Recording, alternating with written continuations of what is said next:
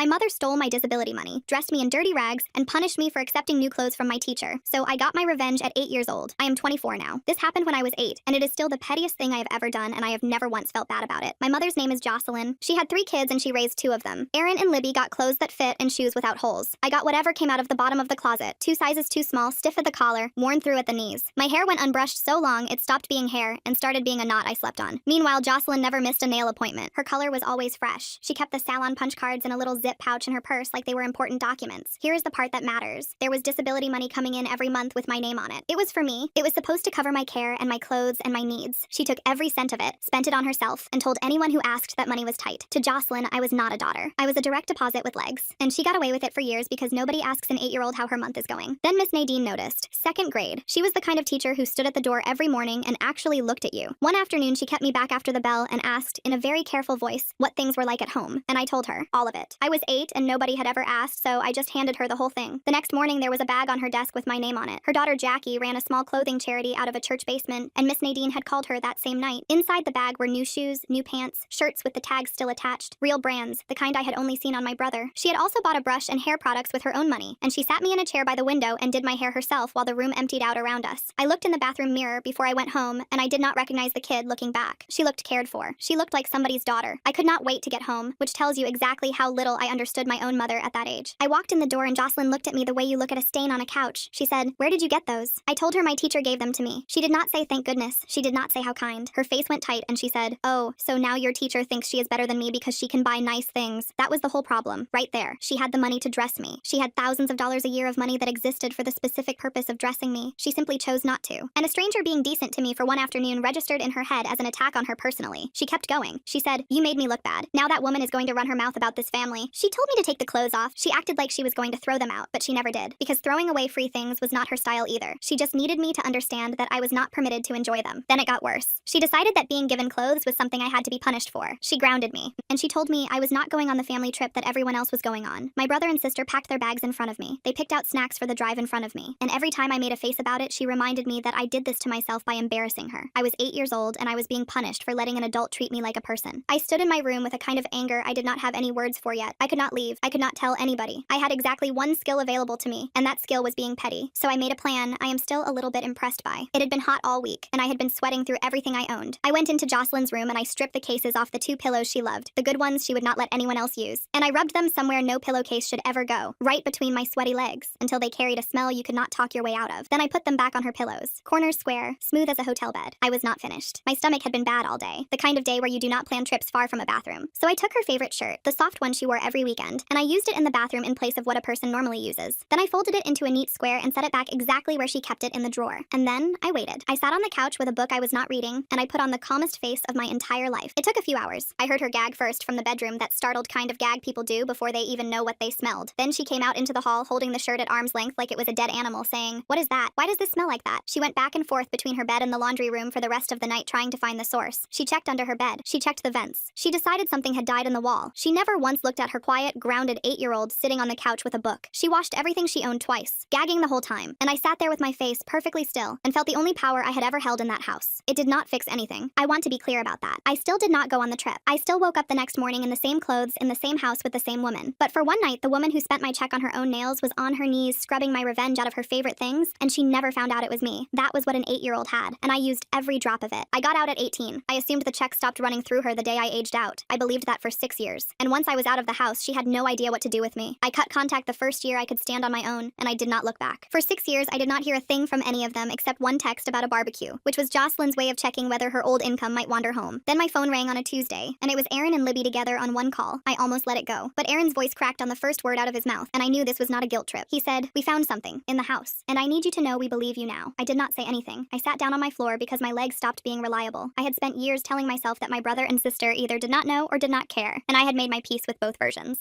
Libby started talking fast, the way she does when she is scared. Jocelyn had been calling Aaron for months, asking for money, saying she was behind, saying she just needed help getting caught up. So Aaron drove over to sit down with her and sort through her bills like the good son he had always been trained to be. And he opened the wrong drawer, or the right one, depending on who you ask. Shoved in the back of her dresser behind a brick of old envelopes were disability payment records going back years. Every single one had my name on it. Aaron's voice got thin and he said, "There are amounts on here I have never seen in my life. She was getting thousands, and you were wearing shoes with the sole taped on." I already knew, I knew when I was 8 and I knew me when I was 18 and I knew every day in between. But knowing it by yourself and hearing your brother say it out loud are two completely different weights. Then Libby said, I remember the trip, the one she grounded you from. I picked out snacks in front of you and I never even thought about it. I am so sorry. And I nearly hung up. Not because I was angry, because I had built a wall around that whole part of my life and the two of them had shown up with a sledgehammer. I asked why now? Why not 5 years ago? It came out harder than I meant it to. Aaron did not dodge it. He said, because 5 years ago we still believed her. She told us you were the difficult one, that you made things up for attention, and we took it because it was easier than the truth. I could not even be angry at that. They were kids too. Jocelyn was very good at what she did. Then Aaron said, there is more. She has been telling people you stole from her before you left. She filed. She is taking you to small claims for money she says you owe her. I sat there on my floor with the phone against my ear and I could not make a single sound. The woman who took my disability money, who dressed me out of a rag pile, who grounded me for accepting a bag of clothes from a teacher, was now filing paperwork in a courthouse claiming that I robbed her. And something underneath the shock started to go very quiet and very steady, because Jocelyn had spent her entire life getting away with things for one reason. Nobody ever looked at the paper. And now she was the one carrying paper into a building full of people whose whole job is to look at it. I called Miss Nadine that same night. She had given me her number when I was old enough to have a phone, and every few months a text would come through. Nothing heavy. Just how are you doing, honey? Just thinking of you today. She never asked about Jocelyn. She just made sure I knew somebody remembered me. She picked up on the second ring and said, I have been waiting a long time for this call, sweetheart, and I had to put my hand over my mouth for a second. I told her everything. The records in the drawer, the amounts, the lawsuit, and she did not pause, not even for a breath. She said, I documented everything. What condition you came to school in, what I gave you and when. Every conversation we had. I kept copies because I knew a woman like that would come back around and try to rewrite it. Then she told me something I had never known. When I was 8, right after she gave me that bag, she called Child Protective Services. She reported exactly what she was seeing, a child arriving to school filthy and in clothes that did not fit while there was money in that household. And someone actually came out. But Jocelyn was smart. Jocelyn was always smart about herself. She cleaned me up for the visit. She put me in something decent, brushed my hair, sat me on the couch, smiled, said all the correct sentences. The case was closed in one visit. And after the social worker's car pulled out of the driveway, she punished me for it. I do not remember which punishment it was. There were too many, and they all run together now. But Miss Nadine remembered, because she watched me come back to school the following week quieter and worse off than before, and she knew exactly what had happened. Her voice got harder then. She said, your mother called the school and said she would have me fired for overstepping. I was told to leave it alone. I never threw away a single thing I wrote down. 16 years. That woman held on to 16 years of notes about a kid who was not hers, for a day she was not even sure would come. I asked about Jackie and the charity. Miss Nadine said yes immediately. Charities have to document intake. Which child received what, on what date, and the reason they were flagged as in need. It was all written down, and it had been sitting in a filing box the entire time, which meant there was paper showing that I, the child of a woman collecting disability funds for my care, had been formally identified by a charity as a kid with nothing to wear. Those two facts cannot exist in the same room. One of them has to be a lie, and both of them were now documented. Then I called Aaron back, and he said the thing that turned my stomach inside out. He had gone through the rest of the stack. She never stopped filing. She kept collecting in my name for 2 full years after I moved out of that house. 2 years. I was not a minor. I was not under her roof. I was not receiving $1 or 1 meal or 1 phone call from her. And she was still cashing checks with my name on them while I ate rice, standing at my counter in a studio apartment with a mattress on the floor. That is not a selfish parent anymore. That is fraud. She used my name and my identity to pull money out of a system for 2 years while I was out in the world thinking I had finally gotten free of her. And she was the one taking me to court. She was the one asking a judge to please look closely at documents with my name printed across the top. She mailed me the court date herself. It got ugly before the date. Jocelyn called me directly, first time in 6 years, in a voice like syrup. She said, I do not want to do this in front of strangers. Just give me what you owe and we can put it away. I said no. Every drop of sweetness drained out of her at once, and she said, you always were the ungrateful one. Fine, I will see you there. I hung up with my hands shaking, and I hated that her voice still did that to me. The next day she showed up at Aaron's apartment and stood in his doorway and told him that if he sided with me, he was dead to her. His exact words on the phone were, those were her words, dead to her. He was talking too fast and stopping in the middle of sentences. Aaron had never gone against her once in his entire life. Part of me wanted to beg him. Instead, I said, you do not have to do this. I can handle it alone. And I meant it, because handling things alone was the one skill I had never lost. He went quiet for so long I thought the call had dropped. Then he said, no, I watched her do this to you our whole childhood and I said nothing. I am showing up. His voice broke on it. I wanted to believe him. I had also learned that what people promise before the hard moment and what they do inside it are not always the same. Then Libby texted that Jocelyn had been working the phones. Aunts, cousins, anyone who would pick up. In her version, I was harassing her. I had poisoned Aaron and Libby against her. I was tearing the family apart for attention because I had always been the dramatic one. Libby wrote, our aunt called and told me I should be ashamed of myself. Same play she ran when I was 8. Get to everyone first so that by the time the truth arrives it sounds like a rebuttal. And then Miss Nadine called me and said the thing that made me go cold all the way through. She said, your mother called me yesterday. She told me that if I show up, she will tell the court I was inappropriate with students, and that is why I gave you clothes. That was who Jocelyn was. Not just pushback. Burn the whole person down. Take a woman who spent 30 years helping children and turn her into something unspeakable, on the record, in front of a judge, rather than be looked at herself. Miss Nadine was not rattled at all. She said, I have been handling bullies longer than she has been one. I will be there. The night before, I sat with the folder open on my table, and I almost talked myself out of all of it. That old voice was very loud in that apartment. You are the problem. You make everything harder for everyone. If you had kept your mouth shut, none of this would be happening. Then I scrolled my photos looking for nothing in particular, and I found found the picture. Me at 8, standing by the classroom window in the clothes from that bag, hair done, shoes clean, smiling the real kind of smile. The only photo from my whole childhood where I look like somebody's kid instead of somebody's oversight. I closed the folder and set my alarm. Aaron was already in the courthouse lot when I got there, pacing. Libby was on the bench by the door. Miss Nadine was standing at the entrance holding a binder that had to weigh 10 pounds. Jocelyn came through the front doors in an outfit that cost more than anything she ever put on my back in 18 years. Hair done, nails fresh. She saw Aaron and she stopped mid-step in the middle of the hallway and her face went completely blank, like somebody reached in and unplugged her. Then she saw Libby. Then she saw Miss Nadine with that binder under her arm, and I was close enough to read her lips when she said, "To nobody. What is this?" She recovered fast. She always recovered fast. She walked Aaron around the corner by the arm, gripping it, and I watched her cycle through every face in her collection, soft, then sharp, then soft again. Aaron pulled his arm free, but he did not come back to me either. He stood in that hallway alone, staring at the floor with his hands in his pockets, looking exactly like the boy I grew up with. My chest went so tight I could not get a full breath, because without Aaron, I still had records, and I still had a teacher, but I did not have the one person who had been inside that house, who opened that drawer, who could look a judge in the face and say I watched it happen. Without him, it was a daughter's word against a mother's, and I had already lived through how that goes. Our case got called. Miss Nadine sat in the first row behind me with the binder squared on her knees like she planned to sit there all day if that was what it took. Libby was 3 rows back, pale enough that I thought she might go down. Jocelyn came in smooth and unbothered, like she did this every week. I checked the doorway one more time. Aaron's seat was empty. Jocelyn was good. She told the judge I had left home with belongings that were not mine, that she raised me for 18 years, fed me, clothed me, gave me everything she had, and that I had turned her other children against her. Her voice cracked in exactly the correct places. Not too much, not too little. She even had a tissue folded in her hand before she started. She had rehearsed it the same way she rehearsed the social worker's visit. Then the judge turned to me and I got maybe 3 words out before she cut in and said, "Your Honor, my daughter has mental health issues. She has always had a disability. I cared for her my entire life, and this is how she repays me." The floor went sideways. She said the word disability in a courtroom, like it was a reason not to listen to me. The same disability she had been paid for. She used it to get the checks and then used it to make me sound unreliable. In the same building, in the same hour. The judge told her she would have her turn, but the word was already out in the air. I did not turn around to check the door again. I had already checked it once, and I was not going to give her the satisfaction of watching me hope. And that is when the door opened behind me. Aaron walked up the middle of the room, past Libby, past Miss Nadine, past me, and stopped where the judge could see him and said, "I have something to say about my mother, and I have documents." Every bit of color left Jocelyn's face. The tissue fell out of her hand onto the table. He laid the payment records down. He said, "These are payments made in my sister's name for her care. The entire time this money was coming in, she was wearing clothes with holes in them. I got new shoes every school year. She wore the same pair until they came apart." Jocelyn shot up talking over him about bills he never saw, and the judge told her to sit down. Then it was mine. My hands shook so badly I nearly dropped the first page. I laid out Miss Nadine's notes and read one entry out loud, dated, in her handwriting. Student arrived in a shirt 3 sizes too small with visible staining. Hair matted. Student stated mother told her she does not deserve new things. The room got quiet enough that I could hear the vents. Jocelyn stared at the table like she was trying to burn through it. Miss Nadine stood up and told the judge she was my 2nd grade teacher, that she reported her concerns to Child Protective Services, that a caseworker came out and the case was closed after Jocelyn cleaned me up for one afternoon. Then she opened the binder and produced Jackie's intake sheet. My name on the recipient list, the reason for the flag, and on that same page, the note that the household was receiving government disability support at the time of the donation. She did not have to explain the arithmetic. Everyone in the room did it at the same time. Then I said the last part. According to her own records, she did not stop when I turned 18 and she did not stop when I moved out. She kept filing in my name for 2 more years. I slid the pages across and said, "She is not here because I owe her money. She is here because the money stopped and she wants it back. I was never her daughter. I was her income." Jocelyn's mouth opened. Nothing came out of it. For the first time in my life, that woman had no line ready. The judge dismissed her claim in full. He said there was no basis for the filing. Then he said the documentation raised serious concerns regarding benefit fraud and misuse, and that he was referring the matter for review by the appropriate authorities, which meant people with far more power than a small claims judge were about to start reading the same pages I had just handed over. She stood up, and her legs were not steady. She looked at Aaron, and Aaron looked back and did not drop his eyes. She looked at Libby, and Libby was crying and did not look away either. Then she looked at me, and I let her, and I did not feel small. She walked out ahead of us without a word. Through the window in the hallway, I watched her cross the parking lot. She sat in her car with her hands folded in her lap, nails fresh, engine off.